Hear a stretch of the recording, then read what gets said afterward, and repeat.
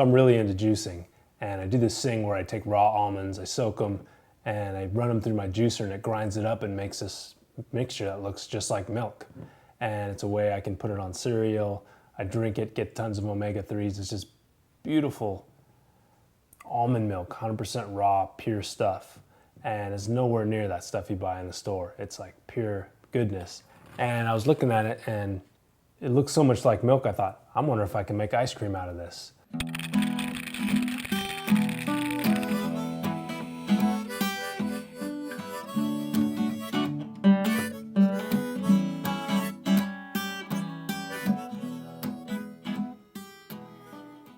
So if you want to make almond milk in a juicer, you got to have the right kind of juicer. I use a PowerGrind Pro. There's other ones out there like that, but it just does a slow grinding process, and just your conventional juicer is not going to work really. So make sure you got a juicer that works for the almonds and grinding nuts. So the first thing you want to do is soak the almonds. This soaks up the water, gets them nice and soft and ready to grind through the juicer. This batch I'm working with about 1.5 cups almonds. Throw those in a container. Just gonna cover them with water. I'm gonna let that soak overnight or 6 to 8 hours, just enough to really get soft. Next day when I'm ready to go, I pull these out. I'm just gonna strain them off in a strainer. I'm gonna make sure I have my juicer all ready, get that all assembled. Now I have my almonds, I just need some water, because when you're grinding through the almonds, you wanna add water while you're doing that. To this, I'm probably gonna add about 2 cups of water, more or less, but you just sort of feel it out when you're grinding, you'll know. Now I'm just gonna add my almonds. I'm grinding, I'm adding my water. I'm just grinding through slowly, adding water a little as needed, and you can see what's coming out. It looks like beautiful milk.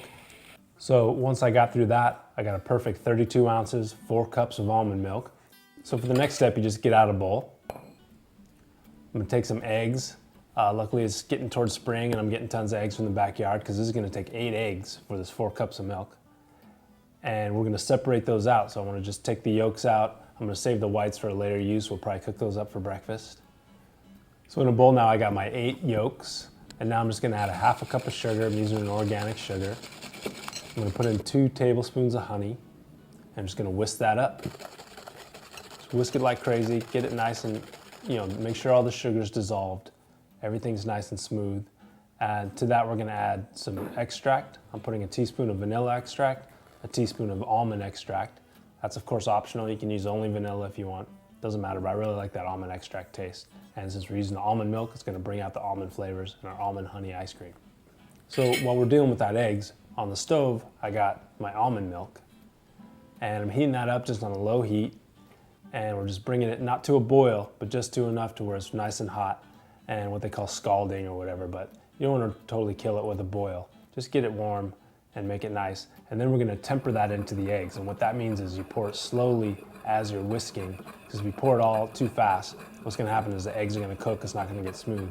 So you're gonna mix and pour at the same time. You can either pour half of it in there and then go back in the pot, or you can just pour it all in there and mix it up nice and then go back into the pot. Now we go back on the heat. We wanna be on a low heat on this time, because this is a little tricky. You want to stir it constantly, low heat, and what's happening is the eggs are starting to cook. But if the heat's too high, the eggs are going to scramble, it's going to stick to the bottom of the pan, it's not going to work.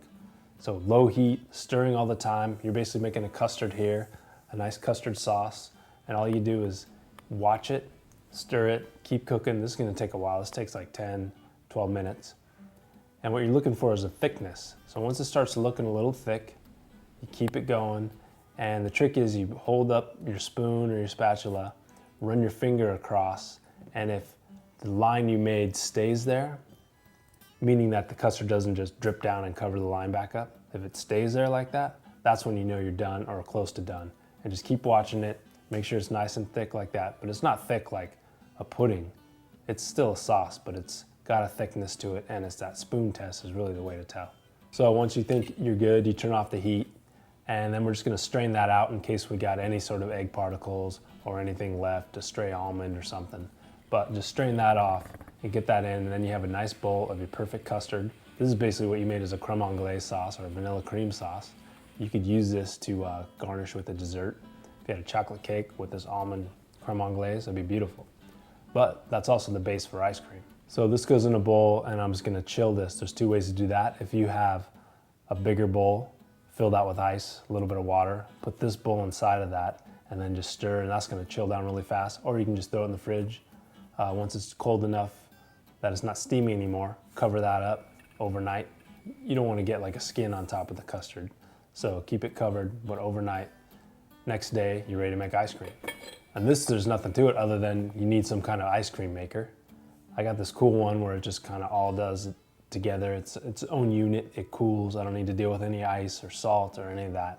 But whatever you have that you use to make ice cream, pour it into the machine, make it just like you would normally make it. This one just cranks it around for a while. I could see it getting more and more frozen and thick, more and more. Once you feel like it's frozen enough in the machine, then you just put it in some containers, put it in the freezer, then you're good to go. You got dairy-free honey almond ice cream. It's in the fridge, you don't have to worry about milk. You know, the kids, I feel like they're just getting something that's healthy from all the almonds and all that. And we're not dealing with any dairy or any dodgy milk or anything like that. I'm just feeling like we got this pure product, but guess what? It's ice cream. They're gonna love it. I'm gonna have some right now.